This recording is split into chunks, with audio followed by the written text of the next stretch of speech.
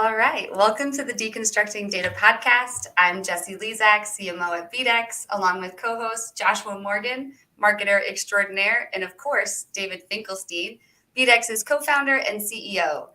So today's guest is Michael Steele. Michael is CEO of Flywheel Digital. And as the CEO, his job is to, of course, set the vision and strategy, then make sure everyone else has what they need to execute. So he started Flywheel from what I was reading a little, Michael, on the side while you were teaching at digital marketing at a local tech school. And after hearing from students and partners how much of a need there was for more technical, transparent approach to digital marketing, Flywheel quickly became, your focus as you grew.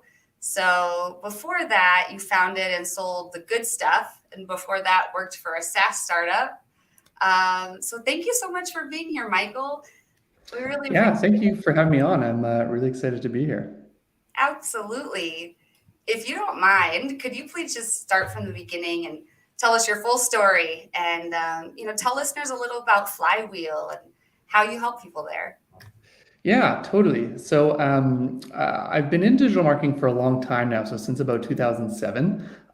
So a lot of changes have happened since then. But I think most relevant to starting Flywheel, you captured a really important part of our origin story, which is I was teaching this course, and it's a nighttime course. So it's a lot of marketing managers, marketing directors, business owners, and they actually often took the course after working with an agency and kind of having this experience where they're going, I think my agency is maybe ripping me off on the digital side, or maybe they're not. I don't even know. I'm not even sure what's happening here. So I need to learn this stuff so I can figure out how to make the decisions about this. And that was just a really striking experience for me as someone who had been in digital for so long, to just kind of reground in the reality of most businesses of they need a lot of information about what's going on with their digital marketing, in addition to a group that can just do it in a really technically proficient way. And so part of that, what informed Flywheel, was that element of transparency, but also that element of just being a really technical digital marketing group first, that focuses on, the nuts and bolts that makes things really go, as opposed to, say, frankly, a creative agency that maybe bolts on a PPC person, which is what I saw a lot of. So that's a big part of what informed us getting going. And I think because of my presence in the community here in Canada as a teacher, and because there was such a need for a technical approach to marketing, we've been able to grow really quickly. And so our business today, Flywheel, has kind of three business units. So we work with our clients on organic growth, so typically through SEO, through content. We work with our clients through paid growth, so that's search, social, wherever. And most recently, we've actually split out an analytics and web development business unit with a focus on marketing and data. And we did that really because we found my gut check for what makes our agency great is if I'm that digital marketing director on the other side of the classroom, or on the other client side for us, is this the agency? Would I want to hire my agency? Would I want to hire Flywheel? And what we found is so often the analytics side and even the web dev side to an extent was kind of the unlocking piece of what makes paid go, what makes SEO grow. And so now we work those together. And part of why we're called Flywheel is my fundamentals of what makes for great digital marketing is that feedback loop between how you drive traffic, how you convert it, and then the data behind it. So that idea of being able to see the full picture of what makes digital marketing go, but also be really grounded in the data, was a big part of our story, certainly from day one, and is becoming, I'd say, more of a focus all the time. That's great, Michael. Great to meet you. Thanks for joining us today. You have an interesting background, obviously, and since this is the Deconstructing Data Podcast, I'm glad I can say that. I thought it'd be interesting to start by talking about audience building when it comes to data. Here at BDEX, we build custom audiences for brands, and we recently launched a product called OmniIQ that helps brands build what we call ad fraud-free expanded audiences based on their first-party data. So this is something we're really passionate about, and I can tell, from looking at your background, obviously something that that you guys are passionate about as well. What do you think really makes a good targeted audience, and how are you addressing that with your clients? Yeah, it's a really good question, and it's something we spend a ton of time on, especially because people come to us for that technical perspective. The audience building side of it is a huge part of what we do, especially on the advertising side. For us, there's a few pieces that go into what make a great audience. And the first piece we like to look at is the scope and the depth of the data.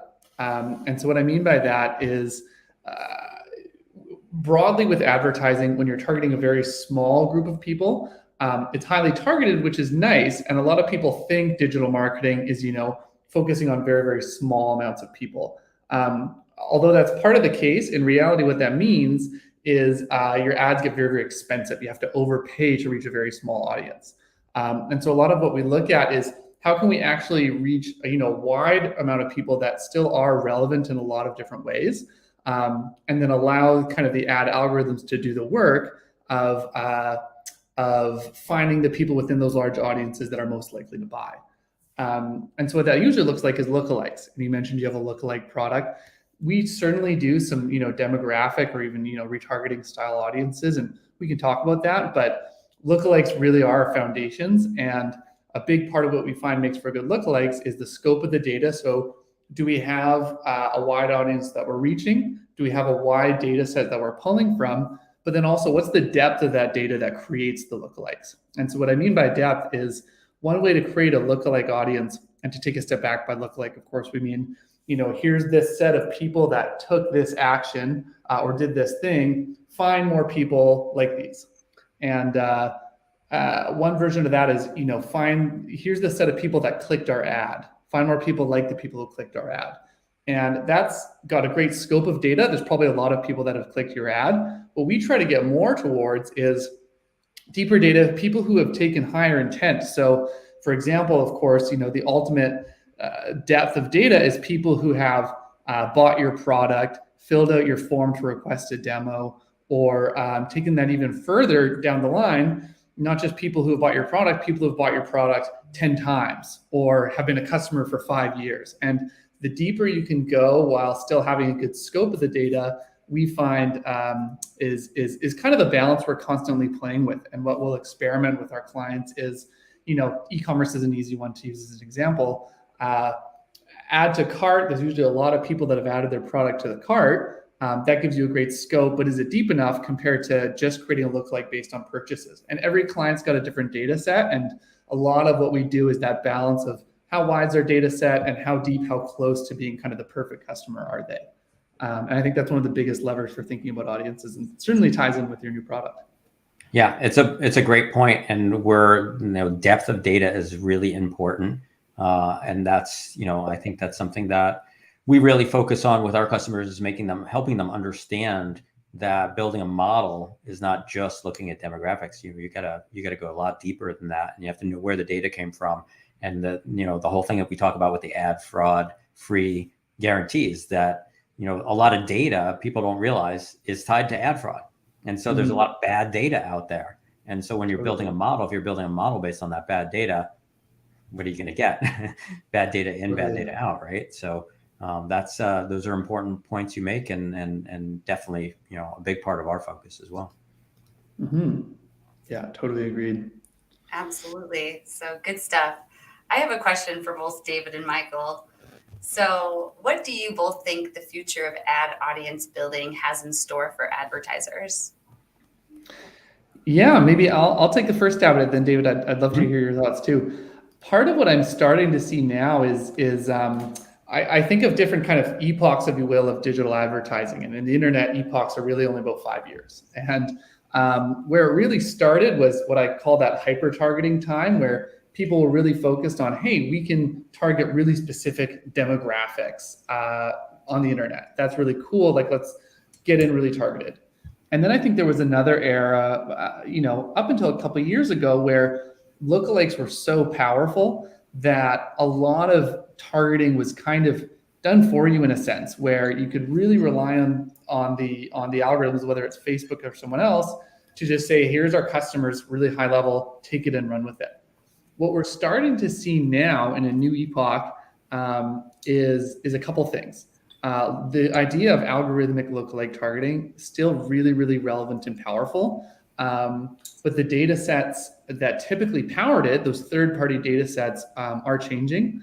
And there's a few ways people are overcoming that. And so that typical data set of, hey, our pixel tracks purchases and then people buy based on it, given that doesn't work as well, a few different things have happened. One, I think certainly is the rise of first-party data and going, how are we collecting other data about our customers? How are we feeding that back into our ad platforms? And there's kind of a technical challenge there. But also I'm finding kind of, we've started to see demographic, intent-based, or even other types of behavioral audiences that aren't lookalike based, starting to catch up and perform well again alongside the lookalikes. And we're even starting to layer together those, hey, you're a lookalike audience, but we need you to have an interest in mountain biking, whatever it happens to be. That kind of layering, mix and matching, I'm finding is becoming more important. And at a high level, I think we're going away from, again, really entirely algorithmic targeting to kind of what I call smarter algorithmic targeting, where we're really focusing on what are our inputs and we're putting some more constraints on it, because the algorithm on its own, we can't rely on, I think, like we used to. So that's kind of my take on it. But yeah, I'd love to hear David or anyone else's thoughts. I gotta say, I don't know if I have much to add, because I agree 100%. I mean, that's what we've been concentrating on as well. I mean, first party data, super important. We think that the reliance on third party data is waning, and first party data is becoming king. And using that from a modeling perspective, super strong. And taking it to the next level, then that's, we're doing that right now for a lot of our clients, where we're literally building audiences, using machine learning, essentially, building a model for them that is a very specific model based on what we know about the audience, and then taking it a step further and then even filtering it and saying, okay, well, now that we've got this audience that we've built, let's take some, additional data that we know about these consumers and filter it further, so that we can say, okay, well, we really only want to target people that are, hey, we got this great audience of people that are potential buyers, but we really want to concentrate on the ones that are within this income level or within this geo or within whatever. And so we're taking an additional step to further filter them. And I agree 100%. I really think that further optimization going forward on models and audiences that are built on those models is the future. 100%.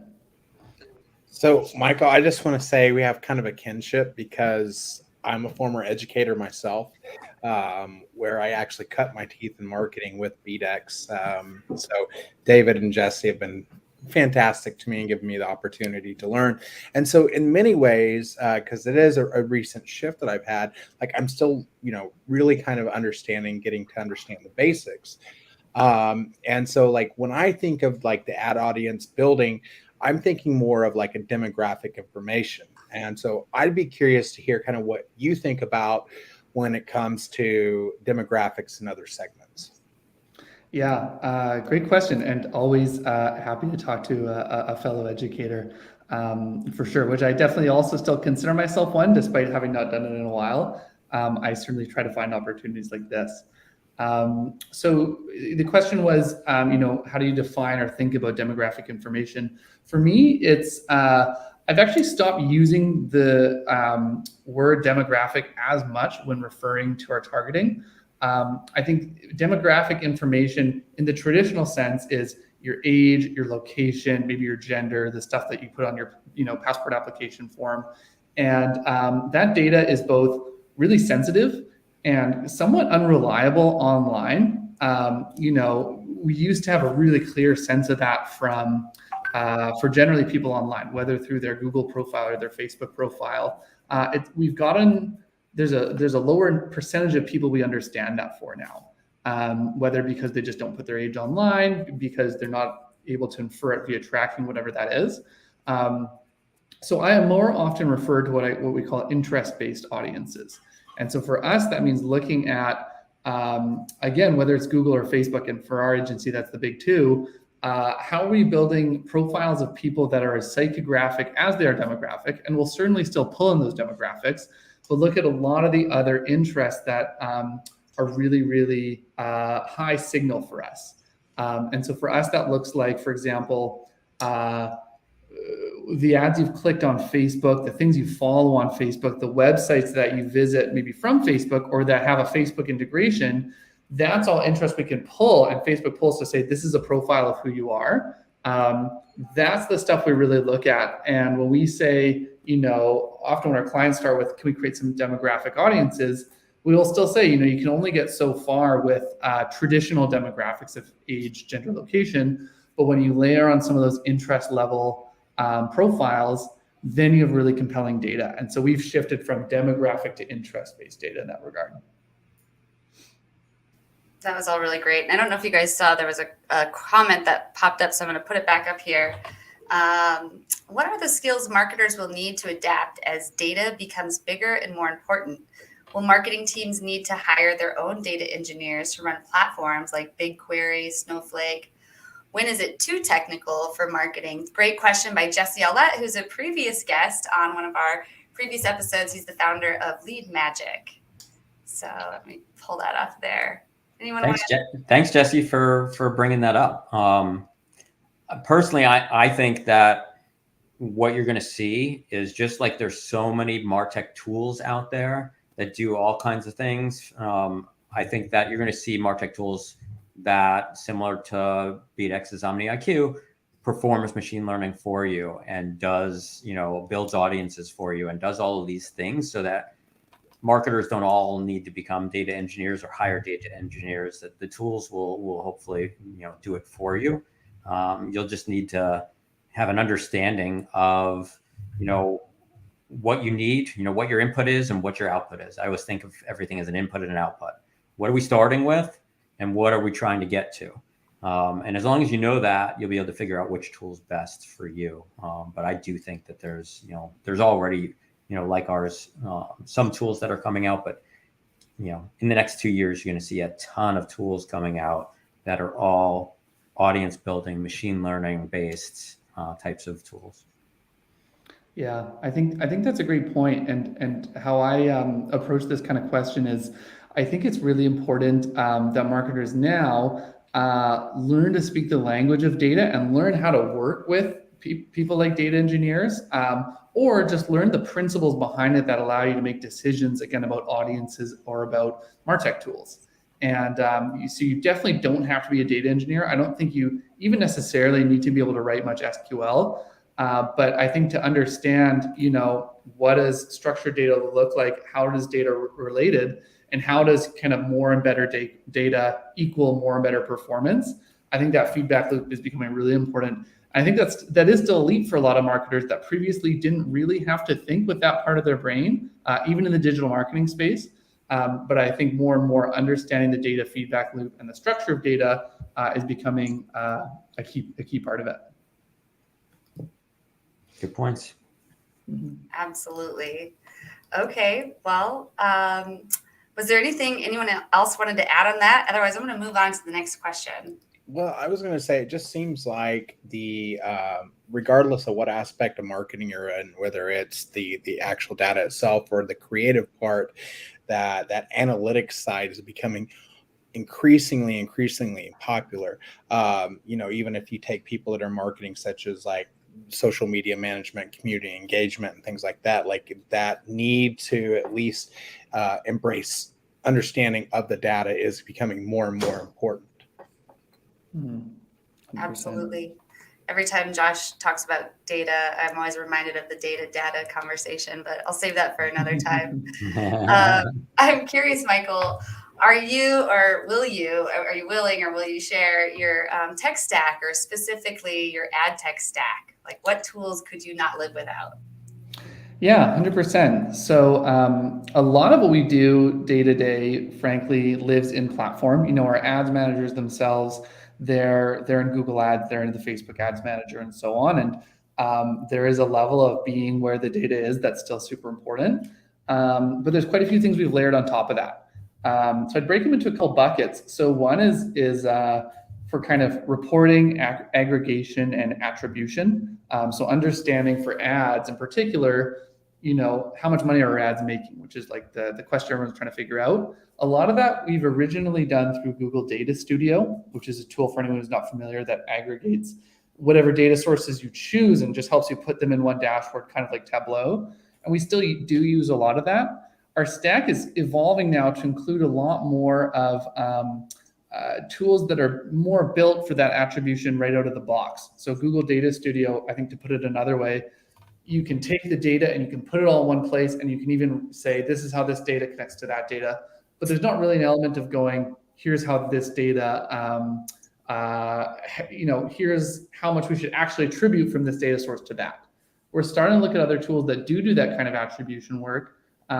Tools like Triple Whale, Hyros, Northbeam. A lot of these are e-commerce focused, which is, again, I think it's not an e-commerce specific problem, but they are kind of towards the front of really needing this ASAP. So we've started to incorporate some of those tools, and we're partners with some of those. The next way in which our stack has evolved, I think, is we used to do any kind of event tracking. So what are people doing on our website, whether it's form fills and so on, pretty much exclusively with Google Tag Manager. Google Tag Manager is still a big part of our stack. We've really expanded that to most often segment. And similar to what the other tools are doing from a attribution standpoint, segment's doing from the perspective of aggregation, meaning, okay, we have all these different sources of data, our ad platforms and so on. Let's make sure they all speak the same language and line up those data across systems. So that's become a much bigger part of what we do. And then the last two ones, I'm almost through our stack, is audience kind of, power up tools, for lack of a better term, often with first party, but really whatever party we can find is what we'll use. The two most common we use are Clearbit, and they do really great B2B data, and also Shopify for a lot of those e-commerce clients. And they've just recently started opening up first party audiences. We're always looking at new options for that. I know BDEX has maybe something that would fall into that category as well. And then the very last is from an analysis standpoint, although we'll always be a Google Analytics shop, we and some of our clients have started using Mixpanel more for marketing as well. And it has a few advantages in terms of how it chops up data that have become more and more interesting to us. So it started with not much and maybe it ended with a very long-winded answer, but that's kind of an overview of the stack we use. Oh man, that's awesome. Just for the sake of the comments, because I like to tag a few tools, like if you had to pick three, like which one should I suggest as Michael's top suggestions? Yeah, I really ride for Segment. I love using Segment, and I think they've done a really good job in the way they've organized their product. I think the second I would probably recommend, I think it's still foundational for any data-driven marketer to understand Google Data Studio and how to put together data, blended data through Data Studio. And the third I would probably put, particularly because I don't think many marketers are fluent in it, is Mixpanel. And I think the other way kind of digital marketing is changing is you used to have your digital marketing here and your product team over here. I think part of what you can do with Mixpanel is align marketing and product the way historically you might only think about aligning marketing and sales. So I think those are the three I'd call out. Oh, thanks. So what are some common mistakes that you think businesses make when it comes to building their ad audiences? Yeah, I think when it comes to ad audiences, the most common mistake I see is being too prescriptive. And so that can mean a few different things, but a great example is like we were talking about with demographics or interests. Most marketers, especially if they came from, say, a business school background or a traditional background, they'll typically have an idea of, hey, here's our persona, here's the person we've created who's really into our product. Let's go get them. Let's go target the 50 of those people that fit that exact profile and win their business. And what I think that misses is the opportunity to go, there's a lot of people who don't fit your exact persona that could be very, very interested in your product. And you're missing not only the opportunity to learn that, but you're missing the kind of affordability that comes with building a large audience. So you'll pay a lot of money to reach a very small audience. So getting too prescriptive, I think you miss out on potential customers and you pay more for the ones you do get. That's the main way it looks like, I think, is in kind of the type of profiles people create. I see it in other ways too. Sometimes that means, lots of people have biases around what ad placements work or don't work, what channels, whether it's banner ads or app ads or so on. And that's different for every customer. And then even through the customer journey, where we see some more sophisticated marketers saying, our customer is going to take this state, they're going to fill out this form. And once they fill out this form, they're ready for this ad. And it's kind of like this perfectly engineered theory, but in reality, customers are always just wandering around the internet trying to figure out what they want. So being prescriptive, I think, either about your audience, your placements, or your journey, which are all really audience in another way, is one of the biggest mistakes I see. That's really good points. So I have a question for you. So obviously everybody talks about the deprecation of third-party cookies. That's all anyone's talking about lately. And so tell us a little bit about what you advise teams and people that you talk to when it comes to this topic and the deprecation of third-party cookies. Yeah, it's a really good question. And thankfully, one I'm prepared for because I've been asked it many times over the last year, as I'm sure you have as well. Yep. There's a couple points I really try to make to our clients when they're asked about what does the cookieless future look like? What do we need to do to prepare? And the number one point I make is that in the future, you need to have multiple windows into your house. You can't just kind of look at one data set and trust that it's the truth. The reality is there's so many different ways to gather data. There's so many different ways to look at it that any kind of single data source is going to become either not totally reliable or not totally robust enough. And so having multiple data sources together helps give you that full picture. And so a really concrete example of that is some of our more sophisticated clients will say, let's just go to server side, 100% server side tracking. Let's run it all kind of fire totally on the back end. Doesn't matter what they do in their browser, and that's our data. But the reality is server side tracking, while 100% reliable, it will tell you 100% did someone click that button at that time, and was it part of that session? It won't tell you what are all the other interests that person is online, where did they come from reliably. It might not even know what device they're on. It just knows that the button got clicked. So we've seen very few cases where a total server-side setup makes sense.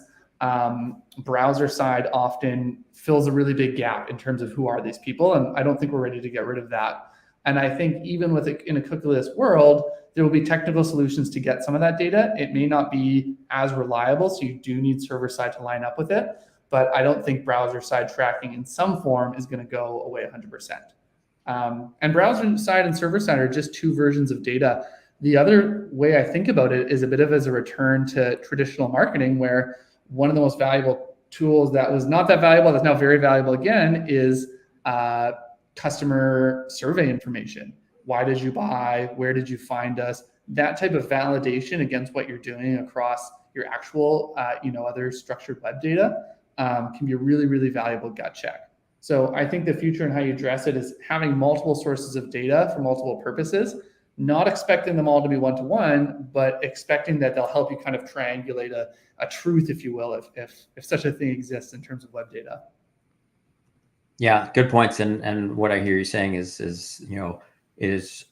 something that we talk about a lot as well. First-party data becomes more and more valuable, and people need to learn how to build that value exchange to be able to obtain it and then figure out what to do with it. And learn how to leverage it.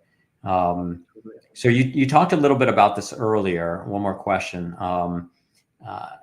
With respect to sort of the comparison of the old guard marketing data systems that are like Google Analytics first type systems versus the new guard, stitching together customer journey data from multiple sources using things like segment.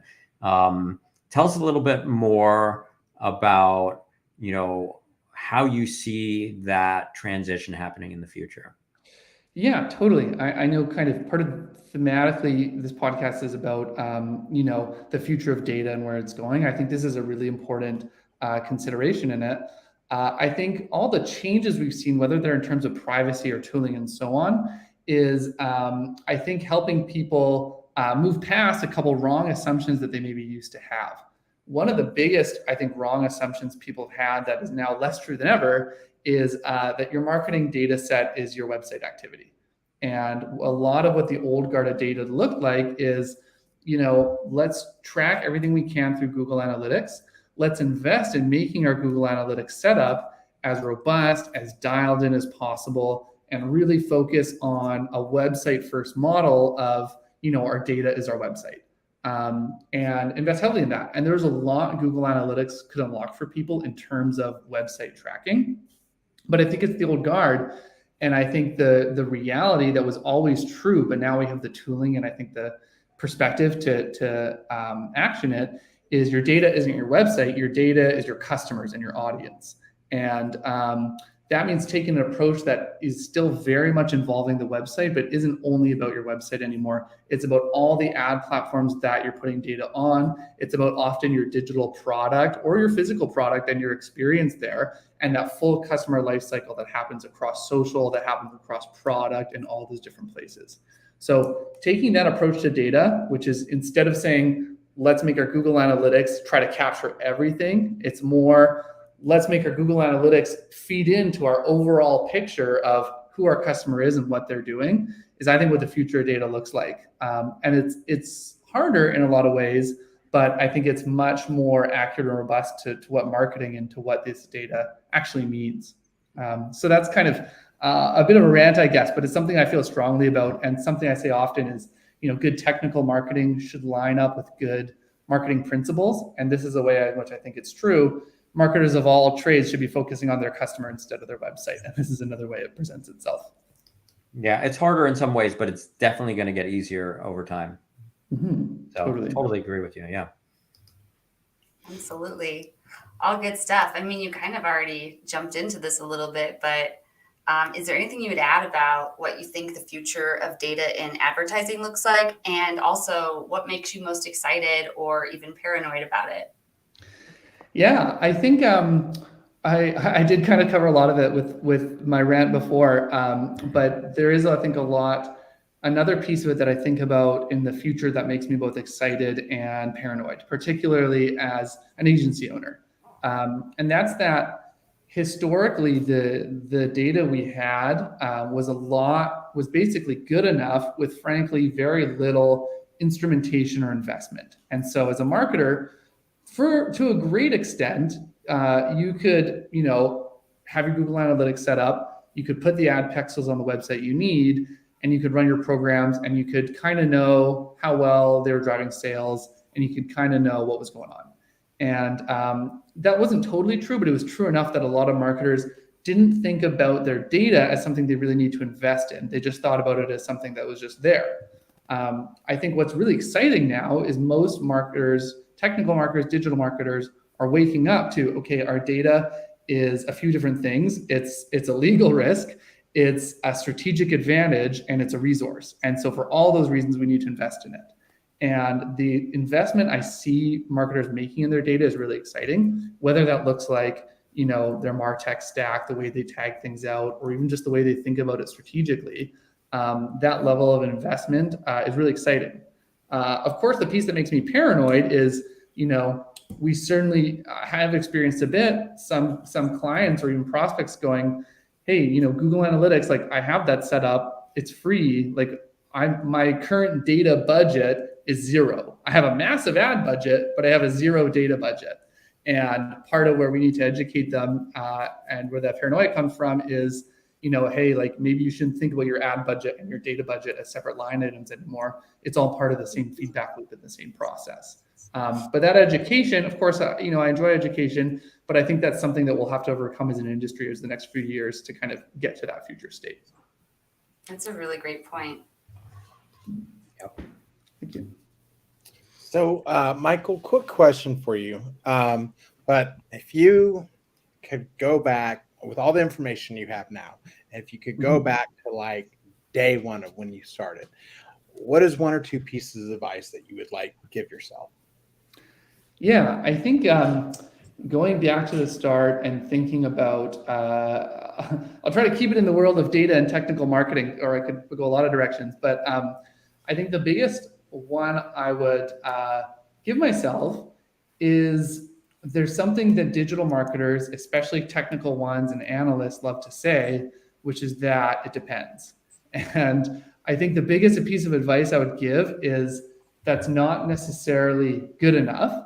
But at the same time, you're also never going to get absolute certainty. The nature of our business is, we need to be able to make conclusions with imperfect data and get it as perfect as we can, and make sure there's a lot of fidelity in that data, but not wait for that perfect state where all of our data is in this perfectly configured way and we have statistical significance on every decision we have to make. We have to find that balance, or younger Michael, you have to find that balance of having a high standard for your data and what goes into it, being willing to make conclusions with what you've got. And when you make those decisions, just acknowledge the uncertainties. And although we're in a world of data, we're still in a world of uncertainty. And I think that's important to remember, or you can get stuck spinning your wheels. And then one last question I have for you, because, like thinking of myself, and there are many other career changers, even like pivoting teachers, educators, and stuff that are interested in the world of marketing, or just now getting into marketing. What are some pieces of advice that you could give those individuals that are just kind of getting started? Yeah, totally. I think my answer is somewhat related in that I think it's probably not talked about enough in digital marketing, even though it's become a prevalent conversation in other places, that there's a really high risk, I think, of imposter syndrome when you enter this industry. And I think with working with data in particular, it's so easy to get that imposter syndrome, especially because it can seem like, well, on the internet, we can track everything, as people say. We should be able to make decisions with 100% certainty, whether that's about what audience works best, what ad works best, whatever. And that's not totally the case. I think you just learn to live with that uncertainty and understand when your logic is really strong. So the advice I'd give is just be aware of imposter syndrome, and know that if you understand some of the principles we talked about in the start of this conversation, then you can trust your decision making and trust your logic behind it, where that should lead you as opposed to the imposter syndrome or the fear. So I think that's the biggest thing I'd want to get across. That's good. All good answers. Yeah. Well, in closing, we would love to get input from listeners in the comments about BDEX's podcast. David, actually, I don't know if you saw, there was a question from Amir earlier. He was wondering about your ship, of course. Amir, I did not move it. I didn't want to interrupt Michael, but yes, no, I didn't move it. Maybe I've moved my screen a little bit. I don't know, but one of these days I've been meaning to take it down and put something else there just to see if you notice. As if you wouldn't. Yep, not the first time Amir has mentioned the ship. So also, are there any guests that people would like to hear from? Please put them in the comments. We're currently working on a podcast page, so we'll have that up on bdex.com coming up soon. If you'd like to nominate anyone to be on the Deconstructing Data Podcast, we'd like to know, what questions do you have that you would like us to answer and ask the guests, as well as what data trends and advertising and marketing and also identity. So we want to make this for you. So please send any and all qualitative data feedback to us at info@bdex.com. But it was really great to meet you, Michael. So thank you so much for coming on the Deconstructing Data Podcast. Yeah, thanks so much for having me. I had a really great time. Awesome. Thanks, Michael. All right. Well, Good thank stuff. you. All right, take care. All for today.